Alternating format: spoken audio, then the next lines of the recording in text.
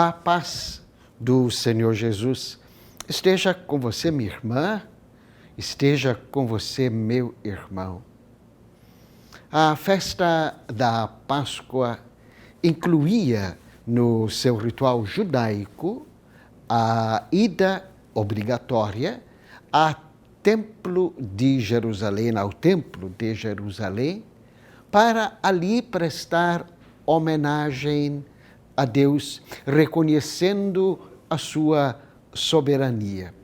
Junto com a ida ao templo, a ceia judaica. Os salmistas recordam em alguns dos salmos assim mais bonitos, chamados os salmos da peregrinação, recordam a alegria, a euforia, o entusiasmo, a satisfação, a gratidão do povo ao se aproximar de Jerusalém e do seu templo. A ida ao templo de Jerusalém, no ritual no templo de Jerusalém, satisfazia dois dos sentimentos mais profundos da alma judaica. O sentimento religioso, prestar a Deus a devida homenagem, o devido culto, especialmente lembrando a épica libertação dos antepassados da escravidão do Egito, e a outra representava o espírito cívico,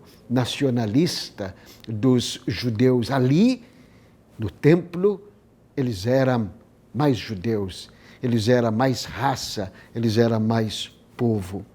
Jesus também, no seu tempo, acompanha estas peregrinações.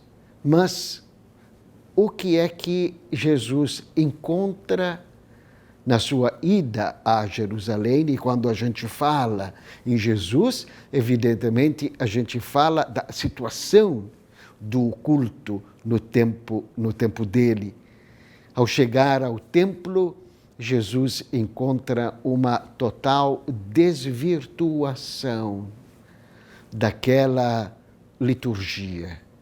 O templo era dominado por mercadores de animais, por cambistas, que exigiam uma espécie de pedágio para poder entrar ao templo e fazer e oferecer a Deus os sacrifícios devidos a seu nome, para expressar a glória. E Jesus, então, se indigna diante daquela situação, diante daquele escandaloso desvio, dentro daquela manipulação da liturgia por parte de oportunistas, por parte de gente gananciosa. E ali, Jesus expressa o sentimento, certamente, de um número maior de pessoas, especialmente daquelas pessoas mais pobres, que se viam exploradas justamente no seu sentimento mais profundo, tanto religioso como nacionalista. O zelo pela casa do Senhor, o zelo pelo nome do Senhor, o zelo pela glória de Deus, faz com que Jesus se indigna e ele, Jesus, esparrama todo aquele aparato de comércio, toda aquela manipulação da religião, todo aquele oportunismo de gente que usa a religião, sentimento religioso, para crescer economicamente. Percebe-se que esse tipo de manipulação não tem nada de novo, já esteve presente há muitos anos atrás. Pois bem, Jesus então faz aquele esparramo no templo. Tirem tudo isto daqui, porque vocês transformaram a casa do meu pai de casa de oração para casa de comércio. Fizeram disto um antro de ladrões. E aí os judeus interpelam Jesus. Os líderes religiosos interpelam Jesus, certamente porque eles também ganhavam comissões e comissões graúdas, poupudas daquele comércio. Com que autoridade? Quem é que te deu esta autoridade para fazer isto? E Jesus responde então de bate-pronto: destruam esse templo e em 3 dias eu o reedificarei. Os judeus interpretam esta provocação de Jesus de uma forma literal, como se ele estivesse falando de pedras, de tijolos, do arcabouço, enfim. Mas o evangelista nos diz: Jesus estava falando do templo que era seu corpo.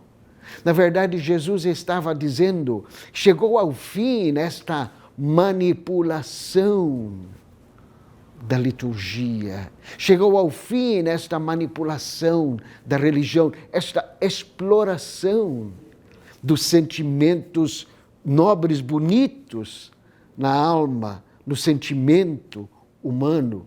Chegou ao fim esse tipo de exploração. Daqui para frente, uma nova liturgia. Daqui para frente, um novo culto centrado, focado na pessoa do Senhor Jesus Cristo. E ele vai repetindo esta verdade de que o templo só tem sentido, o templo material só tem sentido se a alma, o coração da pessoa estiver voltado para Deus. Naquela conversa que Jesus teve com a mulher samaritana, ele volta a reforçar este sentido. Os verdadeiros adoradores de Deus o adorarão em espírito e em verdade. E por que Jesus faz então na referência ao seu próprio corpo? Porque dentro da liturgia judaica e dentro da religião judaica, ao lembrar de Deus, as pessoas lembravam a intervenção dele na história e o reconhecimento a esta intervenção na história, a este cuidado de Deus para com o povo, fazia com que o povo elevasse a Deus a sua prece de gratidão. Todas as vezes que de Deus eles lembravam da sua proteção, entendiam que deviam a Ele reverência. Esta gratidão, esta reverência, este respeito pela homenagem divina, a Bíblia o traduz num termo muito bonito, o termo de temor a Deus. Não temor, medo, mas temor de reverência, temor de respeito, temor de gratidão. E Jesus diz: a partir de agora, a partir da sua pessoa, o referencial muda. Olhando a Jesus e fazendo memória dele, como ele também expressamente pediu na última ceia, quando instituiu a Eucaristia, fazendo a memória dele, entendendo o grande benefício que Deus concedeu à humanidade ao entregar, ao apresentar seu Filho Jesus, o nosso temor, a nossa reverência, a nossa gratidão a Deus passa a ser imensa. Já não é uma imposição legalista que nos empurra para o templo, não. Mas é o sentimento profundo da nossa gratidão a Deus.